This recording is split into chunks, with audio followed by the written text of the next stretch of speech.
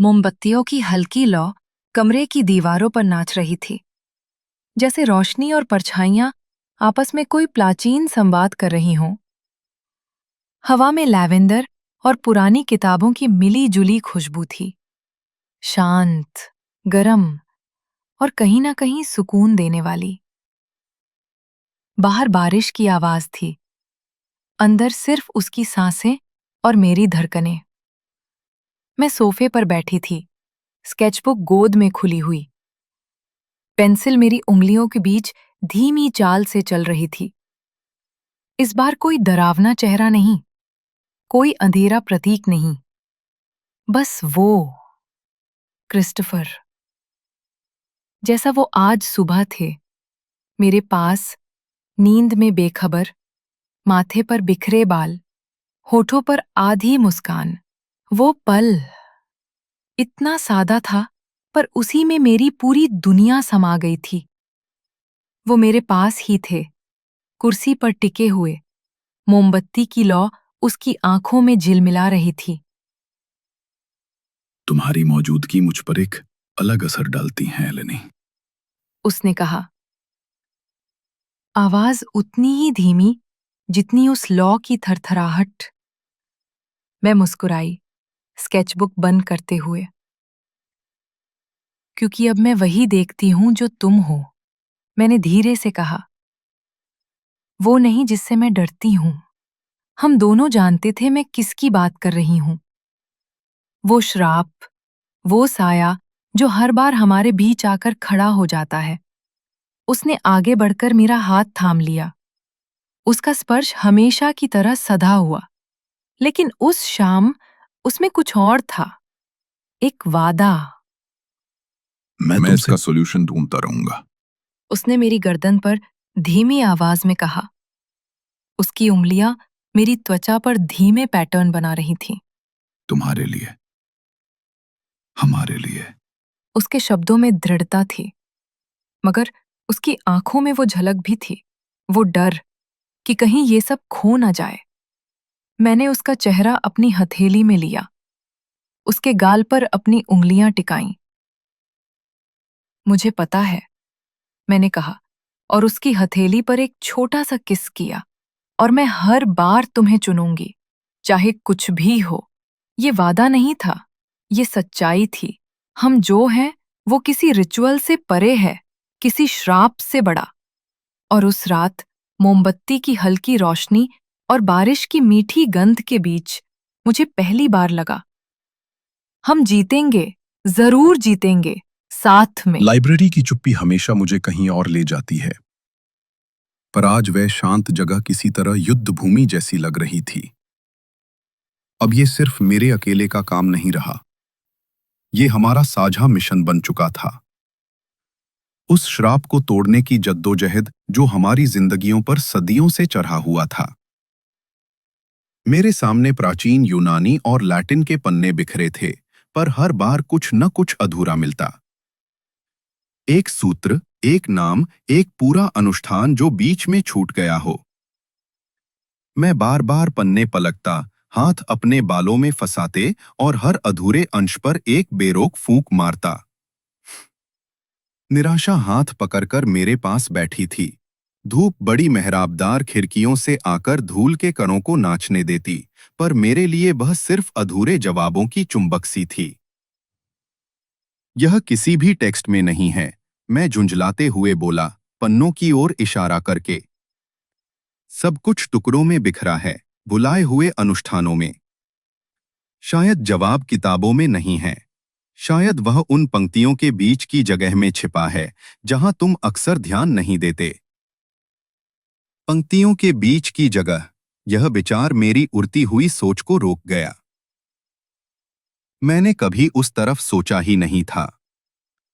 मैं हमेशा शब्दों के पीछे भागता आया था। उसकी आंखों में नया संकल्प दिखा, और मेरी टेढ़ी मेरी सी निराशा पर अचानक प्रकाश छटपटाकर गिर पड़ा। तभी किसी स्टूडेंट ने फुसफुसाहट तोड़ी, डॉक्टर थॉर्न, आपके लिए कोई आया है। मैंने बिना सोचे सिर उठाया, कौन?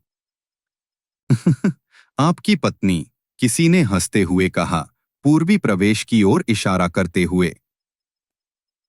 मेरे सीने में अजीब सी गर्मी दौड़ गई। एलेनी, वो यहां है, मैंने जल्दी से कहा, किताबें अधखुली छोड़कर। चेहरा देखते ही लाल हो उठा। और वहां थी वो, लाल कोट में, प्रवेश द्वार पर मुस्कुराते हुए, हाथ हिलाती हुई। पत्थरों के मेहराब के सामने वो जैसे एक छोटी सी ज्वाला थी। आप लेट कर रहे हो? उसने शरारती अंदाज में कहा। मुझे लगा कि आप हमारी डेट भूल गए। कभी नहीं, मैंने कहा, दौड़कर उसे थाम लिया और गर्मजोशी से उसे चुमा। उसका स्पर्श, उसकी मुस्कान मेरे लिए घर जैसा था। हम साथ साथ चलते हुए कैंपस की भीड़ में से निकले। स्टूडेंट हमारी ओर घूरते और फुसफुसाते रहे। अफवाहें हवा में फैल रही थीं। क्या डॉक्टर थॉर्न शादीशुदा हैं? लाल कोट वाली कौन है? सबकी निगाहें, सबकी बातें, पर एलेनी मुस्कुराकर मेरी बाह कसकर पकड़ रही थीं। उन्हें गॉसिप करने दो। उसने धीरे कहा। उसकी आवाज में शरारत और एक तरह की निडर खुशी थी। ये मजेदार है प्रोफेसर। मैंने कुछ स्टूडेंटों को शरारती निगाह से देखा और मजाक में फटकार लगाई, अपना काम सही से करो, वरना असाइनमेंट बढ़ा दूंगा। उनकी हंसी तेज हुई, पर अब मुझे फर्क नहीं पड़ता था। मेरी जेब में जैतून का फूल बस हल्का सा चमक रहा था, एक नाजुक सी चिंगारी, हमारी लड़ाई की उम्मीद। एलेनी की उंगलियां मेरी उंगलियों में फंसी थीं, और उस पल मुझे यकीन हुआ, चाहे कितनी भी किताबें अधूरी रहें, चाहे अनुष्ठान कितने बिखरे हों, हम साथ हैं। हम इससे लड़ेंगे, साथ में। सुबह की सुनहरी रोशनी खिड़की से कमरे में फूट रही थी, जैसे तरल सोना हमारी त्वचा पर गिर रहा हो। क्रिस्टोफर की धीमी स्थिर सांसें मुझे जगा रही थीं। उसका शरीर मेरे साथ हल्के से सरक रहा था, जैसे हम एक ही आत्मा के दो हिस्से हों। कुछ पल के लिए उसने बस मुझे देखा, शांति में डूबा। कोई डर नहीं, कोई श्राप नहीं, सिर्फ वही प्यार जो खुद मौत को भी पीछे छोड़ चुका था।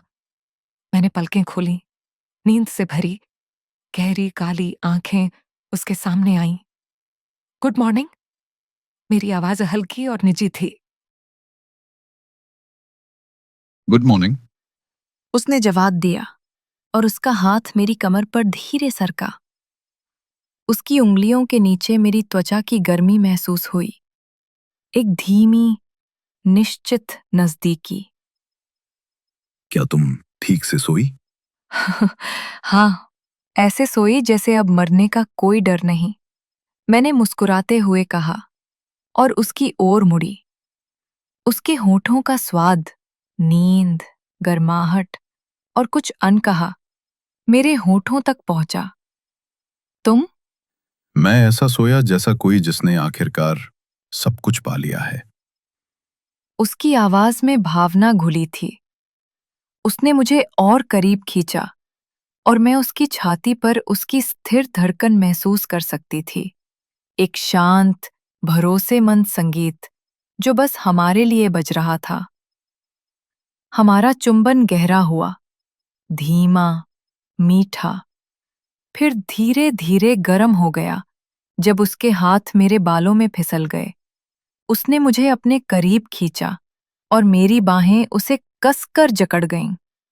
वो मुझे हल्का सा नीचे की ओर खींच गया और महीनों से रुकी हुई चाहत एक ज्वार की तरह बाहर आ गई।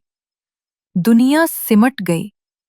उसकी गर्म त्वचा, उसके होठों का स्वाद और मेरे अंदर उठती हल्की सांसें जो सिर्फ उसके लिए थीं। एक संगीत सा बज रहा था, संवेदनाओं का, जिसने मुझे ऐसे तरीकों से जीवित महसूस कराया जिन्हें मैं भूल चुकी थी। क्रिस्टोफर, मैंने सांस छोड़ते हुए कहा, उसके खिलाफ झुकते हुए। उसकी होठों ने मेरी गर्दन की नाजुक त्वचा को छुआ। हल्की खरोंच, बस इतनी कि मैं हंसी और सांस रोकती रह गई। हमारी क्लास है, मैंने फुसफुसाया। बाद में। उसने धीरे से कहा, उसका हाथ आदर और भूख के मिश्रण में मेरा शरीर महसूस कर रहा था। अभी मुझे बस तुम चाहिए, तुम्हारा सब कुछ। क्रिस्टोफर का हर चुंबन उसके सच्चे प्यार की गवाही था। हर बार जब उसके होंठ मेरे होठों को छूते तो लगता जैसे वह सिर्फ मुझे नहीं, मेरे भीतर के अंधेरे को भी थाम रहा हो। उसके हाथ जब मेरे बदन पर ठहरते तो वो स्पर्श चाह का नहीं, यकीन का होता था। हर उंगली जैसे कहती, तुम अब अकेली नहीं हो। ये कोई साधारण शारीरिक मिलन नहीं था, ये हमारी लड़ाई थी, मौत के खिलाफ, उस श्राप के खिलाफ जो हमें तोड़ना चाहता था। वो हर बार मुझे चूमता था जैसे किसी वचन को दोहरा रहा हो कि चाहे श्राप कितना भी गहरा क्यों ना हो, हम उससे गहराई तक प्यार करेंगे। मैंने उसे भीतर और गहराई तक महसूस किया। उसका हल्का गुर्राना मेरे कान के पास गूंजा और उसकी गर्मी मुझे भर गई। उसका शरीर मेरे ऊपर कांप रहा था और मैं उसे अपनी पकड़ में कसकर थामे रही, जैसे कभी उसे छोड़ना ही नहीं चाहती। फिर हम दोनों पसीने में भीगे, उलझे हुए पड़े रहे। उसकी उंगलियां धीरे-धीरे मेरे बालों में घूम रही थीं। मैंने आंखें बंद कीं और होठों पर एक हल्की मुस्कान आ गई। मैं जानती थी, मैं पूरी तरह उसी की थी, पूरी तरह।